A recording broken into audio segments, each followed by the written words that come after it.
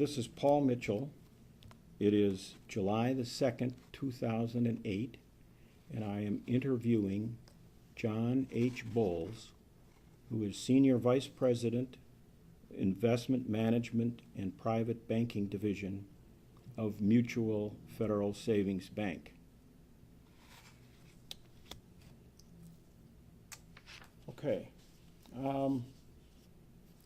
What has been your involvement in the Muncie area economic development efforts?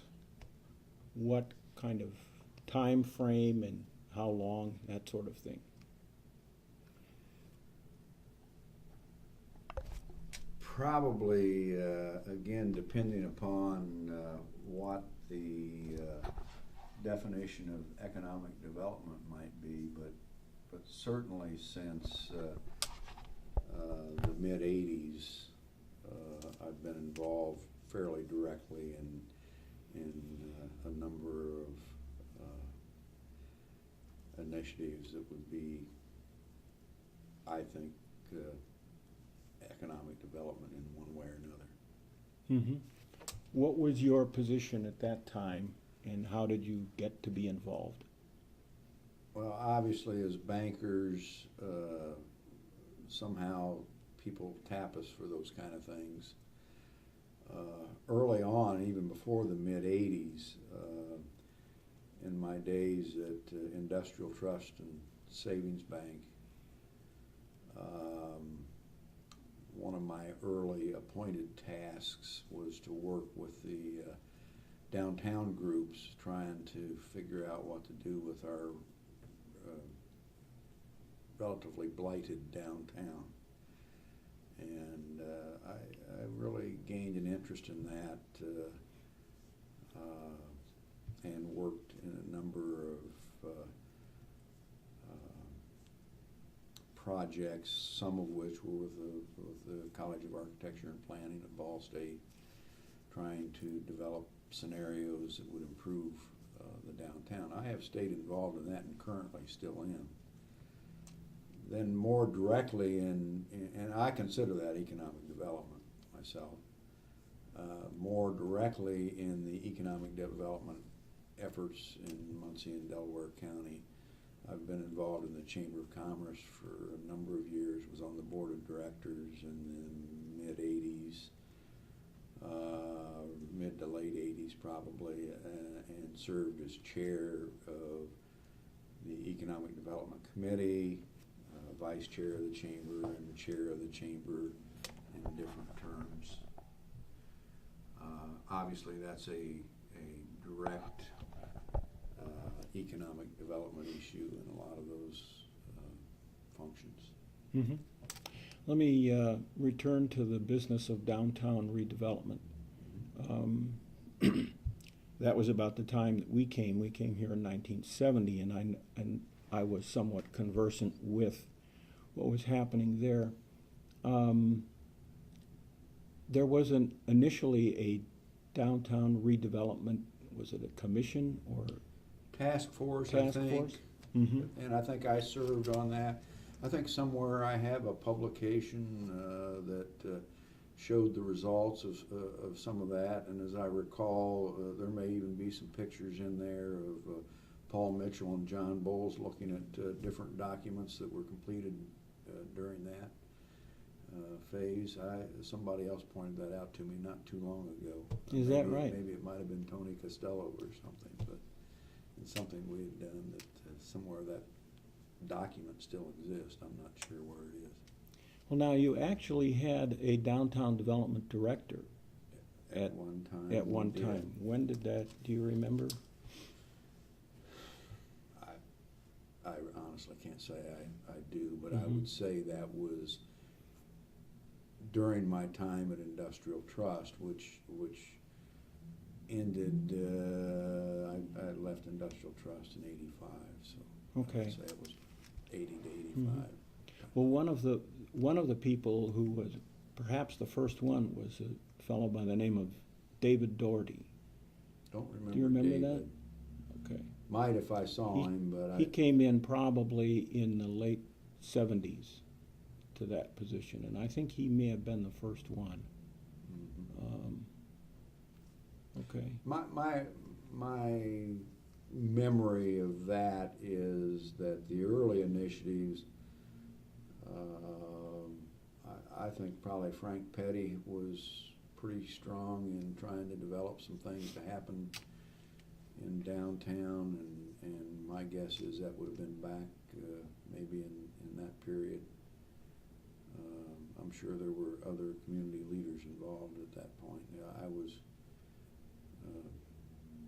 pretty young and inexperienced at that time, and I don't think they threw me into the wolves until they figured out they hadn't figured out how to do it, and so they're going to put somebody else in. Mm-hmm. Well, it seemed to me that in many ways the early efforts to do that were not very successful. I would agree with that, and that's what I'm saying. I think the initial group of people really did have a lot of desire to make things happen, and struggled with some of the things we struggled with when I got involved, and that's trying to figure out how to fund any of the development that might happen in downtown. And I think probably a lot of those people got burnt out and frustrated, and they kind of sent in the second team, which was a little lower group of people than the first team, and that's probably when they tapped me on the shoulder and said, "John, why don't you go do that?" So I was a second teamer at that point in time, for sure. Yeah, well, that coincided with the start of the mall. Absolutely. And then the continued development on the outskirts, and by the end of the 70s, clearly downtown was a place where you could fire a shotgun at high noon or at 2 in the afternoon and not hit anybody. And my involvement didn't start until after the mall had been put in place, and they started to realize that the mall was a colossal failure because nobody could get to any of the businesses. And so not only were the retail developments in the outer parts of the city having their effect, but the mall probably had a counter effect in that people couldn't get to the businesses, and it wasn't working. And there were, in my early times in working on the situation, there were a lot of people who had put a lot of effort into putting the mall in, who were vehemently opposed to opening the mall back up to traffic. And so that was a controversy that was going on when I first got started. Mm-hmm. And as I recall, my boss was one of those, David Sursa, who had a very strong opinion that mall needed to stay in place, and they didn't want traffic on that. And I'm sure he was involved in the process of helping that get done. And in my time at Industrial Trust, that was about the time we moved into the building on the plaza. And I was working with a lot of merchants who had a very strong opinion that they needed to get traffic back on the plaza, and that was kind of counter to what my own boss seemed to think. So it was kind of an interesting time. Mm-hmm. Mm-hmm. Mm-hmm. Well, do you think that the situation with the downtown was a negative factor for economic development during those years? No doubt about it. For Muncie and Delaware County? Absolutely. I know of, and I can't document them, but I know of cases where we had potential businesses look at Muncie, come to Muncie, and you'd bring them downtown, and their reaction was, if you let your downtown look like this, why would we ever want to invest here? So there were some nibbles that never became bites. No doubt about it. Mm-hmm. And that I am sure there are people that can document that better than I can, but I know that did exist. Mm-hmm. Mm-hmm. Has that changed? Oh, I believe in so. the last 10 years? I believe so. I believe so. I believe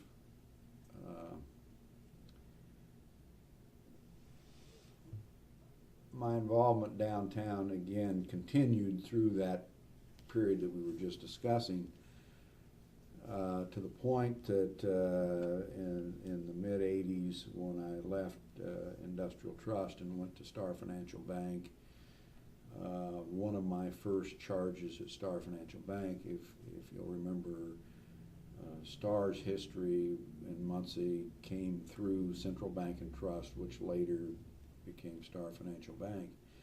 And Central Bank and Trust was originally the Gaston Banking Company.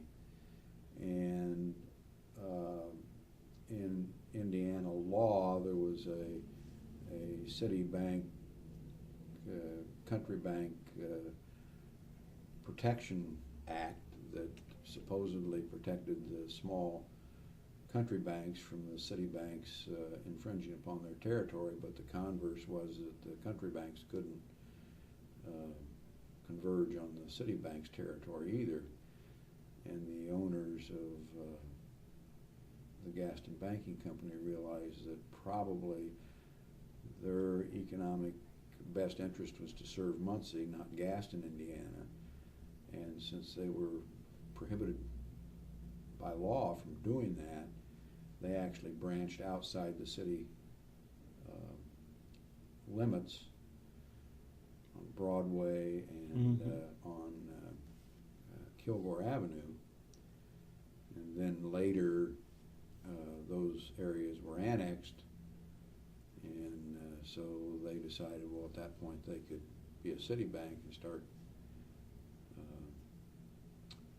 branching in the city. But there did happen to be a lawsuit between the Muncie city banks and the ownership of the Gaston Banking Company, which had then become Central Bank and Trust, trying to state that they knew that was going to happen and that they did that on purpose, which probably they did.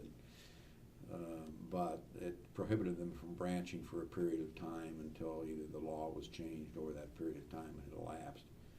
That period of time had elapsed when I went to Central Bank and Trust, and my first charge was to find a location downtown. Make a long story short, we ended up working with Indiana and Michigan at the time in a joint project, which originally was going to be on the Armory property on North Walnut Street, and the city was going to buy the I&M property. And then the city backed away from the I&M property.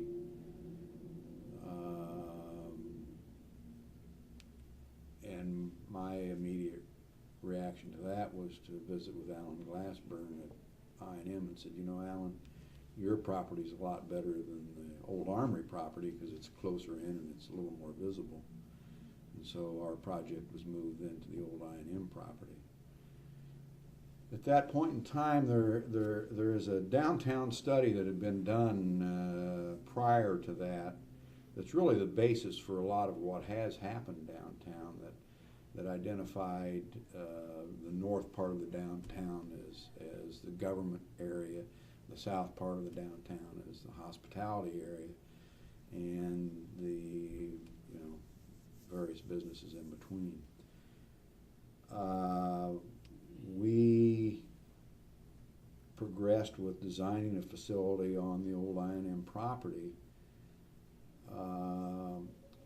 and really we're just about ready to go out for bids when the city came back and said, well, now wait a minute, the study says that the government should all be down here, and we want to be down here now.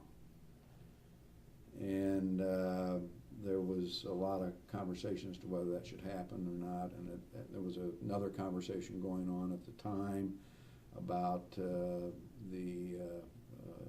city should actually move into the old ball stores building, and there was a lot of conflict about that.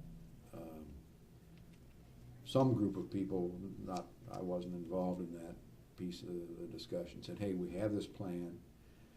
We need to follow the plan. We paid a lot of money to have the plan done, and to do that, we need the all the governmental agencies in the north end of downtown, and we should build on the north end. So at that point in time, I again met with Alan Glassburn and said, you know, Alan, I think it would be to our advantage to help facilitate the city building at the north end of downtown, and maybe there's a lot of property here, maybe there's something we could do that would include them, and that's how the downtown, the north end City Hall happened, and the Star Building being placed on the northern part of that property.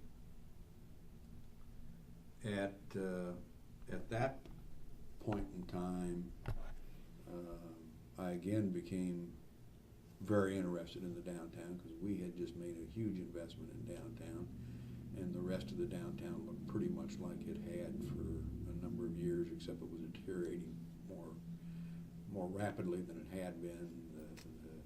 The infrastructure that they put in for the plaza somewhere along in there had been opened up to traffic, and it wasn't really designed for traffic, and it wasn't designed for snow removal and salt, and it had really deteriorated to a terrible state. And Mayor Dominic came to see me and knew I had some interest in the downtown and said, you know, we gotta do something about this downtown, and would you help us through that? And I did agree to do that, and with a group of other people, develop a group that's called Heart of the City Development Corporation, and which still exists today, and started trying to initiate some downtown improvements at that point in time. Met with a lot of frustration in doing that, mostly because we had no money. We did end up helping facilitate the purchase of the old Goodyear building through a grant from the city as it related to economic development funds, if I remember. And that allowed us to buy the old Goodyear property, which extended the parking behind the 200 and 300, that'd be the 300 block of Walnut Street on the east side of Walnut Street. But it was a real frustration in that we didn't have any real legitimate funding. We worked with some grants and funding where we could pick it up, but we never really could get a good jump start on things. But the one thing that we did decide at that point was that the plan that had been done in either the early 80s or late 70s was still valid, and that we should continue to focus on that plan. And I would say then the next thing that happened was that we had a new mayor elected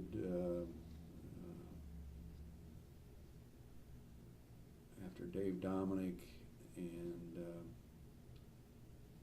he brought some interest into the downtown, Mayor Cannon, and brought some additional people into the belief that things should happen downtown.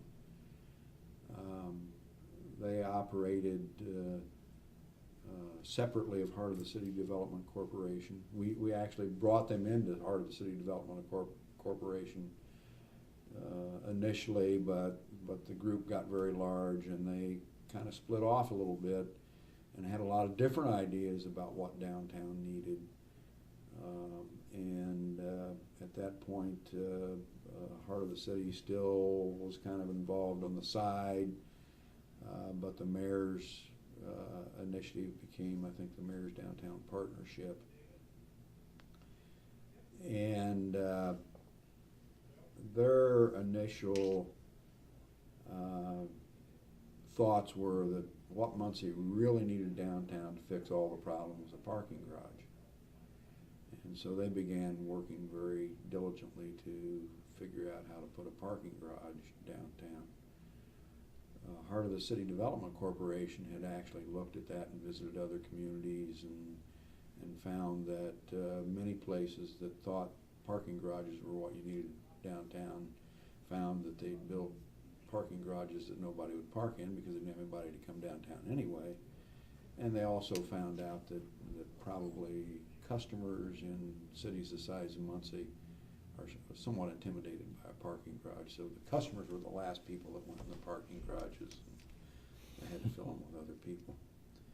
So when the Mayor's Partnership started really working hard about developing a parking garage, the role of Heart of the City Development Corporation at that point was to try and focus them on the plan that had originally been developed and getting back to that plan and looking at that. And one of the big issues in that plan was opening up the plaza and redeveloping that somewhat. And so we kept trying to refocus them on that issue,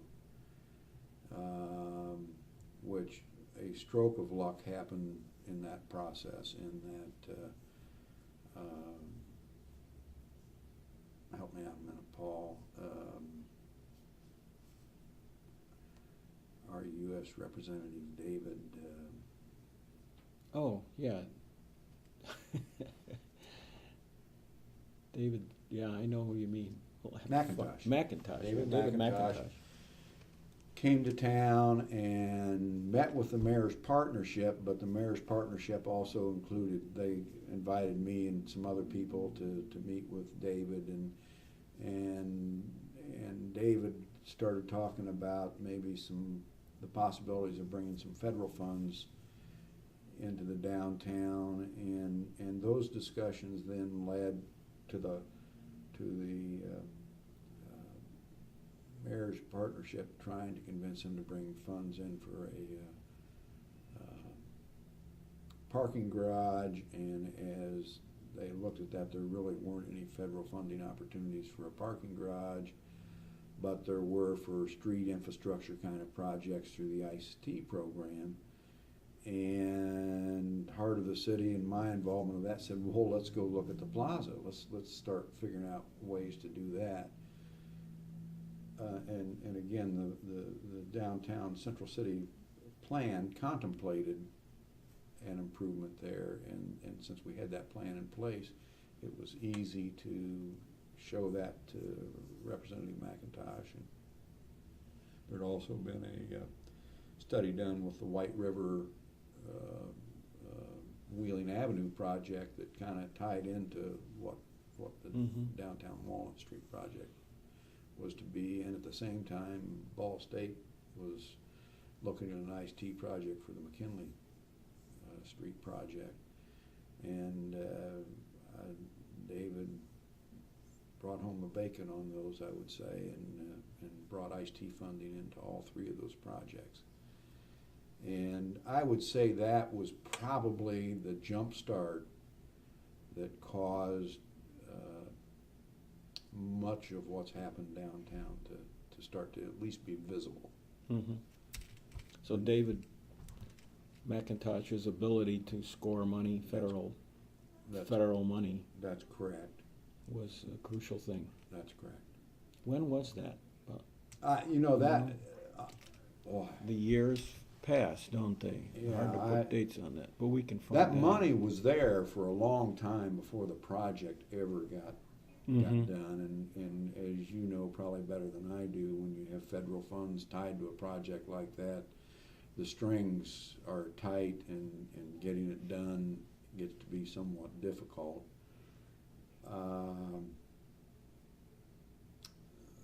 Again, and I completely give Mayor Cannon a lot of credit, because had it not been for his interest and his group's interest to concentrate on downtown, that jump start would have never happened. So I give Dan Cannon a lot of credit for what's happened.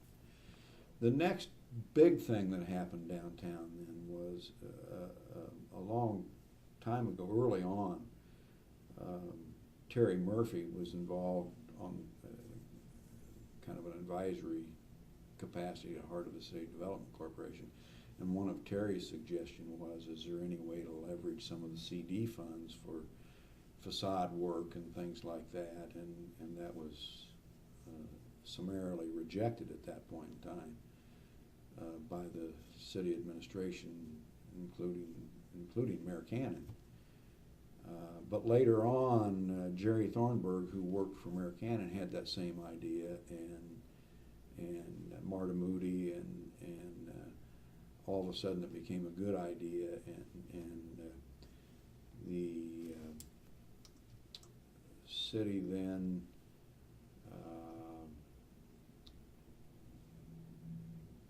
went through a bond issue, and my recollection is it was $1 million. That could be wrong.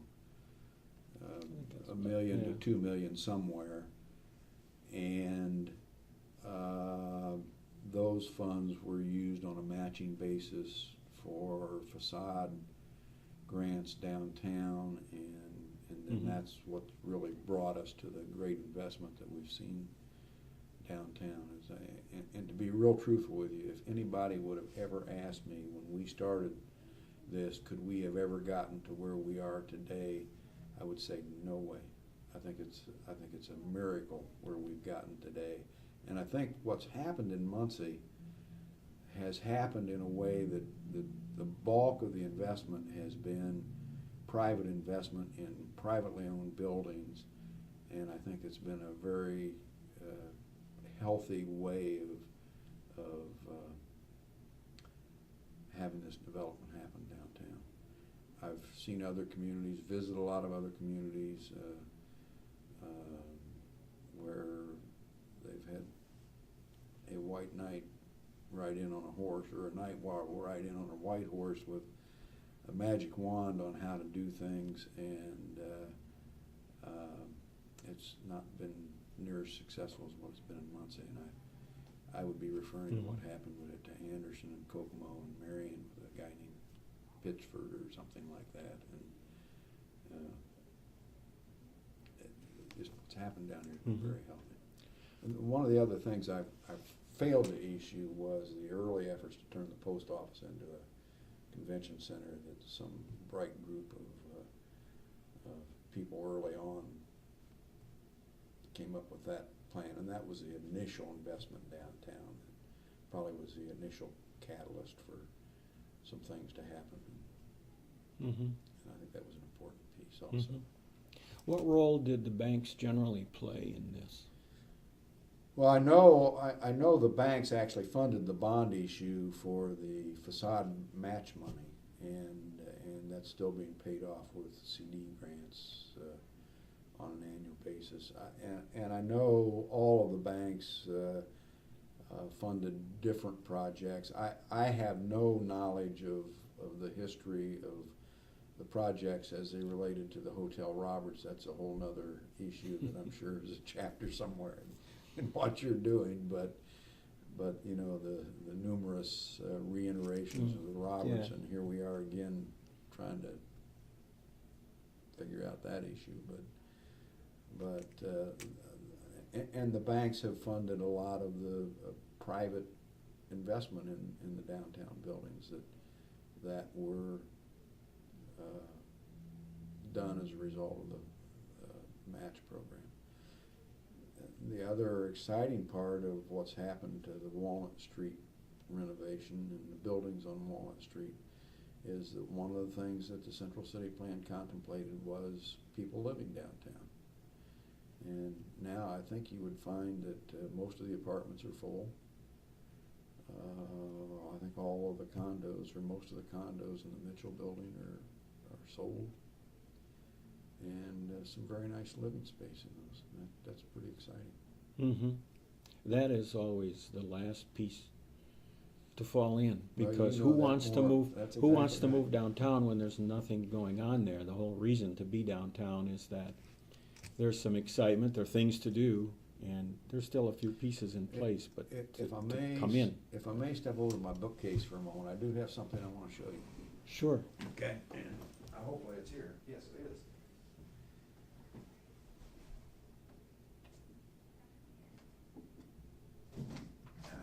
Let's see if I got them all here.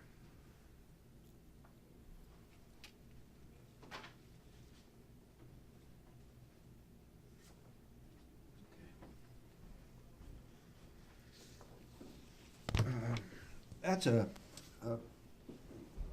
piece I put together so that as we had a new mayor coming into office, we could sit down with her and show her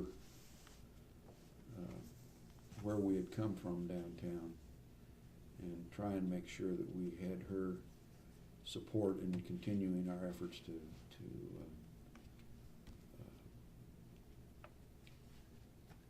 help improve the downtown. And some of those are pictures that I took, some of those are pictures that came from other places. I took them over to Mike Powell at Jack's Camera Shop, who Mike has been involved with the downtown redevelopment efforts all along from the Heart of the City Development Corporation forward. And they showed me how to play on their scrapbooking stuff, and I went out and took some more pictures on a cold, dreary day, and that all came out pretty well, considering. What I have in my hand here is a brochure of before and after pictures.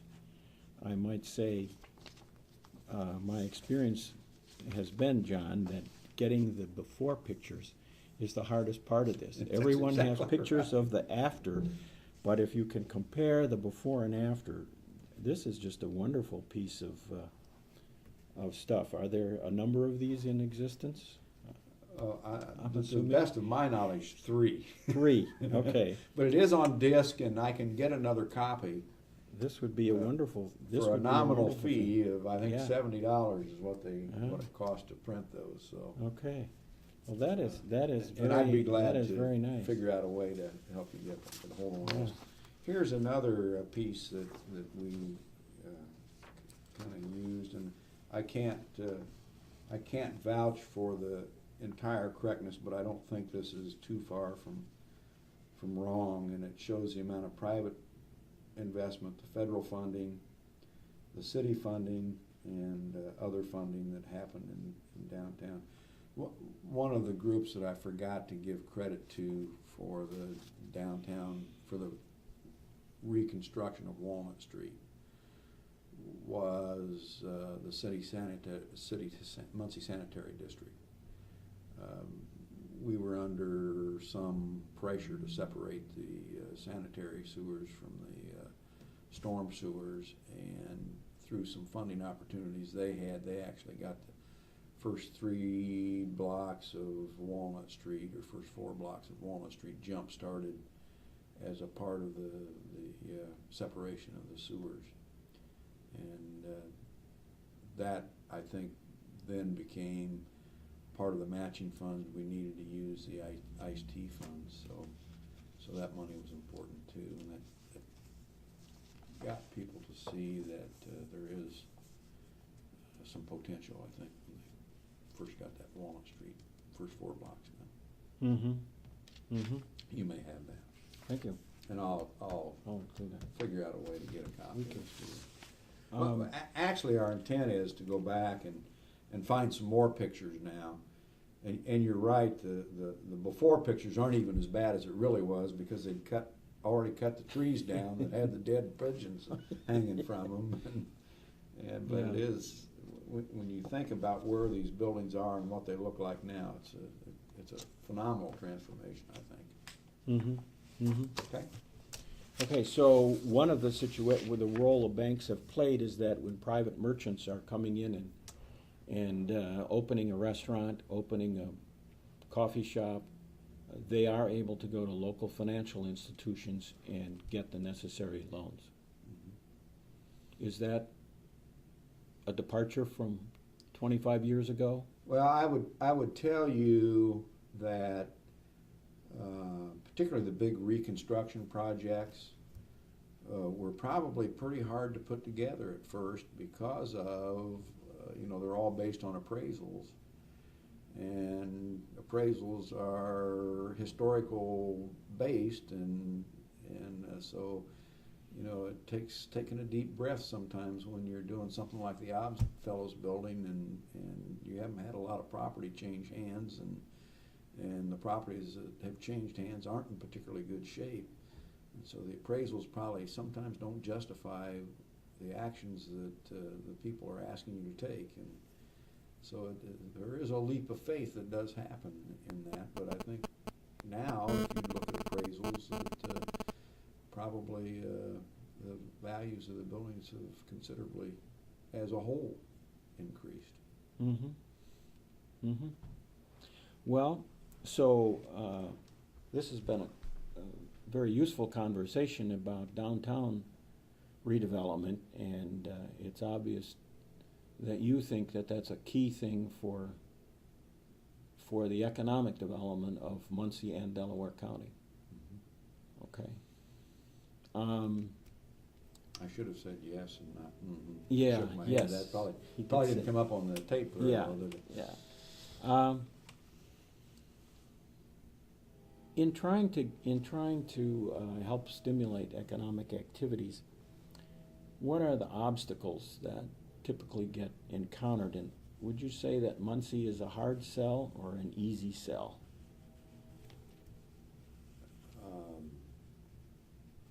I would probably make a couple of comments here.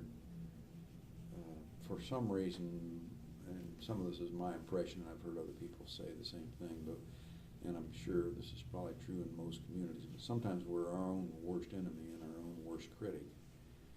And I think an awful lot of people in Muncie are very negative about our own community and don't realize the assets that we have.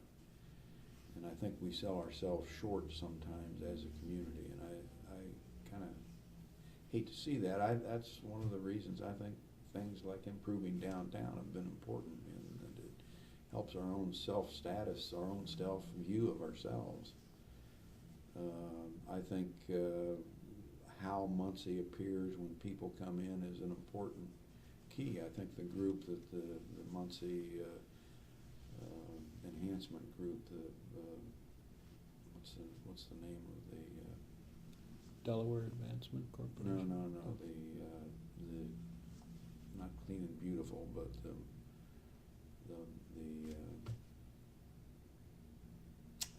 Marge Ziegler's group. Muncie Clean and Beautiful? Well, it's not Muncie Clean and Beautiful. Okay. It's separate of Muncie Clean and Beautiful. But they have done a lot to enhance the entryways of Muncie, and a prime example of that is the park that was done as you come across High Street. A very important visual change from an old broken down car wash to the beautiful park as you come across that bridge, particularly along Wheeling with the reconstruction of Wheeling, the reconstruction of Wheeling.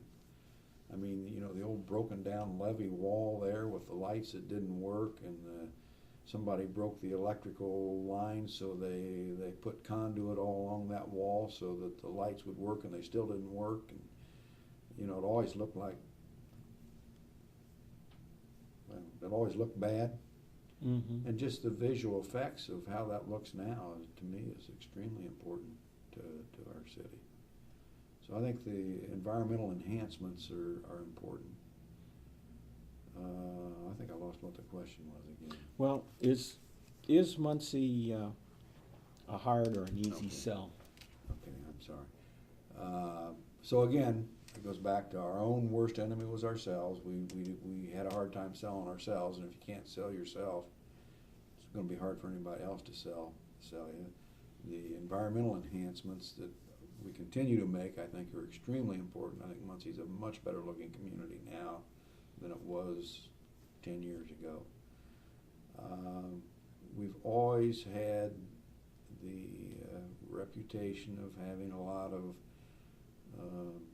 labor issues, and I think that's probably been a hard sell for some companies as they've looked at Muncie. I think historically, if you really go back, you can kind of dispel some of that, but you got to get them to come to Muncie before you can dispel it. So it's always there's always been a strong union management kind of sometimes conflicts that made the newspapers and big splashes that were hard to overcome, particularly in the manufacturing side. Mm-hmm. Do you think this has changed any? Has Muncie become a harder sell or an easier sell in the years that you've been involved? I think it's become an easier sell. I guess the first thing is a national economic trend, manufacturing jobs are not trending up for sure. So a lot of the jobs that you look at today aren't related necessarily to the hard union manufacturing kinds of relationships. And we haven't had a history in those other kinds of jobs of having the perception of the labor management issues that we've had in the manufacturing side. Obviously, the loss of manufacturing jobs has been a real detriment to the health of the city in a lot of ways, because they certainly provide a lot of tax income for the city and good income for the citizens. And I don't, that's something that's not just happening in Muncie, it's happening in a lot of places. And those kind of jobs are hard to replace. Mm-hmm. And the jobs that replace them, even though some of them pay fairly well, they don't bring with them the types of capital investment that provides a property tax base like the old manufacturing jobs did. Mm-hmm. Mm-hmm. What are the particular attractions for entities of any kind who are interested in economic activities in the Muncie area? For Why somebody should to someone move to come Muncie, here? Yeah. I think we have a fairly well-rounded and available workforce. I suspect that as time has gone on, some of those people have moved away, and that maybe becomes a little harder issue as we go forward, particularly finding those people who have the educational and technical backgrounds to fill the kinds of jobs that you look at today. I suspect that's going to be a challenge as we go forward. And I suspect that as the manufacturing jobs have left and some of those families have left and some of the children of those families haven't elected to settle in Muncie, that is going to probably continue to be an issue, is trying to make sure that we have the right kind of workforce for employers who would come to Muncie. I think the university has to be a strong asset for anybody that wants to come to Muncie. I think the good Midwestern work ethic is probably a benefit to anywhere, any company that understands that. Mm-hmm. And I think, like I say, Muncie's a lot more attractive city than it used to be at one point in time, so hopefully that's an advantage too. Mm-hmm. What about the efforts of something like and the growth of Ivy Tech? I think all kinds of potential, particularly as our workforce has transitioned and people have been moved out of those manufacturing jobs. A lot of the younger ones probably need some opportunities to have more technical skills than maybe they've had in the jobs they've had. I think there's a great opportunity for Ivy Tech to continue to hopefully expand here and be a real asset to employers as they come to Muncie. Have you been involved in efforts where attracting or even retaining somebody didn't work? Certainly have been in attracting, particularly in my Chamber of Commerce days, and when I led the economic development function as chair of that particular effort.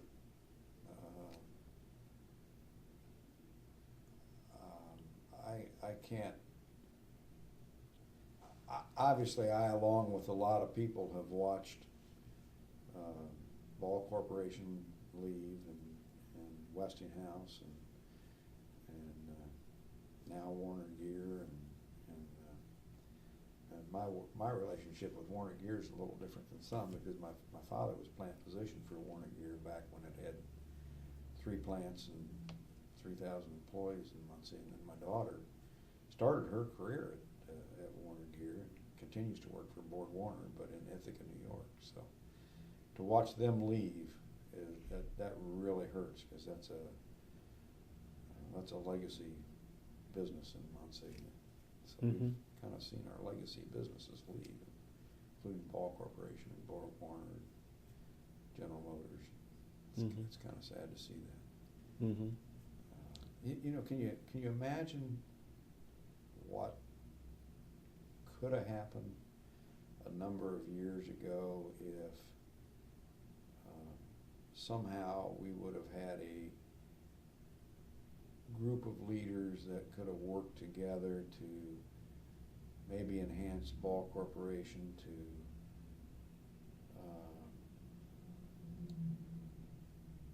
invest in their efforts in aluminum beverage cans or aerospace in Muncie, Indiana, instead of Boulder, Colorado, or something like that, or somehow a group of leaders who could have softened the conflicts between management and labor that have affected maybe Borg Warner leaving Muncie or things like that.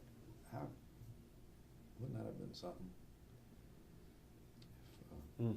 And you know, there are examples of where that's happened. I think you could look at Columbus, Indiana, and what has Columbus done that has caused Cummins to continue to invest down there when Borg Warner and Ball Corporation have elected not to invest in Muncie, Indiana? It's a good question. I guess for Ball Corporation it was a difference of, would you want your headquarters to be in Muncie or in the Rocky Mountains? Probably. I understand that, but again, if they had more of a presence in Muncie, Indiana, at the time, I mean, you know, there would have been a lot more reasons to stay here. There were no good reasons for Ball Corporation to keep their headquarters here when they moved. I don't argue that point. But what if we'd have had the environment here that would have encouraged them to do some of those other investments that they've made in other communities, like the aerospace or the aluminum can business, and obviously they're supplying breweries and bottling plants or canning plants or whatever you want to call them in areas way outside of here, so maybe it would have made no sense. But I just kind of wonder about that sometimes. Well, what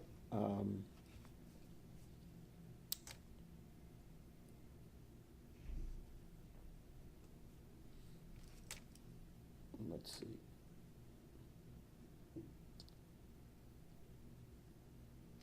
Do you think that, or what kinds of things then would you say that Muncie has in place for success as, you know, future success as for economic development? What have we done over the past 20 years that has equipped us to be successful? Well, I don't know that all these things are things that we've done, but our location is relatively central to the nation and relatively central to a lot of assets that transportation, infrastructure, relatively close to Indianapolis, a little distance, relatively close to Chicago, but a little difference, relatively close to Detroit, but a little distance. But a lot of people can get here pretty quickly if they need to, and yet we're relatively centrally located, so we could serve all of those markets in some way or another if we had to. I suspect our cost of living is attractive to people who are looking for places to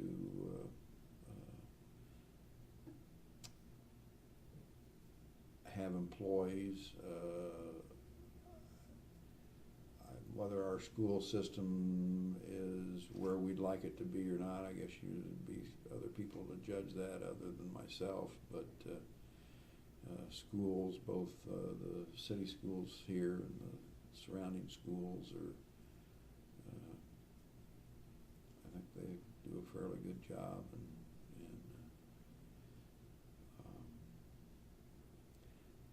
and again, some of the fathers of the community a number of years ago,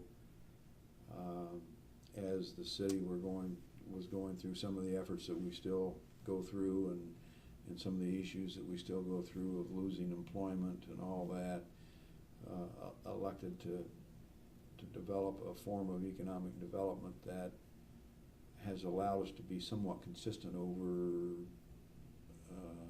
a number of different political administrations, and I think that's been a positive thing. And much of that is funded outside of the public funding, and that is certainly shows a commitment on the community's part to continue those efforts. Probably one of the frustrations that you would come up against if you were to ask people directly involved with economic development is it's hard for Muncie to develop some of the same kinds of incentive programs that other communities develop, whether it be available land, in some cases gifted land, whether it be available buildings, or available buildings of the type that people want. Those kind of issues are always stumbling blocks. A lot of our existing available industrial type, commercial type buildings aren't what people's expectations are today. Not long ago there was an article in the newspaper, editorial in the newspaper, I guess it was an article, not an editorial, about the fact that Muncie didn't land the EDS project, which obviously would have been a great project for Muncie, but we were competing against West Lafayette that had a building in a tech park that is somewhat funded and connected to Purdue University, that was almost gifted to them for a period of use until a building that they want is built. And we had one building or two buildings to look at that had no comparison to that. And how do you get that kind of thing in a Muncie? I don't know. Mm-hmm. Mm-hmm. Well, is there anything I didn't ask or that you would like to add?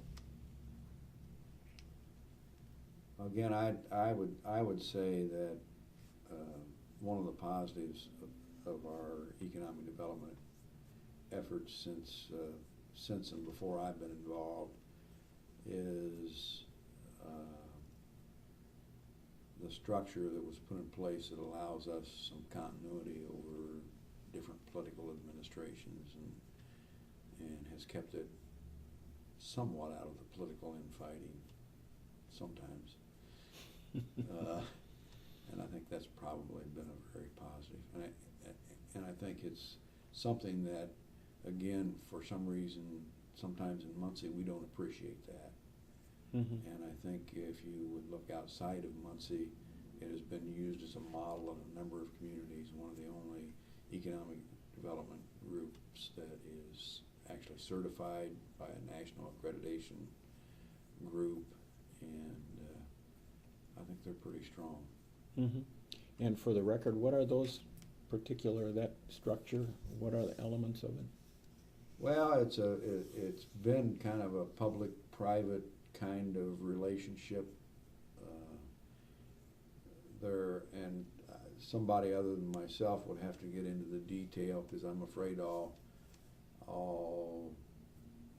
err in how I'm putting this together. But there's Delaware Advancement Corporation, which oversees some of the private funding in the economic development area. It's housed in the Chamber of Commerce, and the Chamber of Commerce obviously oversees some of those efforts, and there are parts of it that are Chamber and parts of it that are Delaware Advancement. They're two different entities structured differently, and there's reasons why they're structured differently, and I'm not capable of explaining that probably. But they have an economic development staff overseen by Dan Allen, but Terry Murphy has been the chief economic development person in Muncie for mid-'80s, I guess. I'd say it's pretty unusual in a community the size of Muncie that you've had one person here that long and has a wealth of knowledge of what's available and how to put programs together. Mm-hmm. Different city administrations and county administrations have participated in that in different ways over the years. Early on, it was strictly a public-private partnership where the funding was partially tax funding and partially private funding, and then there became issues with the public financing, and they went through a period of time where it was all private financing without any public financing. And in the last few years, there's been some public financing through edit dollars, which I believe I understand most of that public funding's gone away again. So it's kind of ebbed and flowed over the years. But the one thing that's happened through that period of time is that the structure has been fairly consistent, and the people have been fairly consistent, and I think that's probably helped us. Okay. Well, Now, was anything I said contrary to what you heard elsewhere? No, no.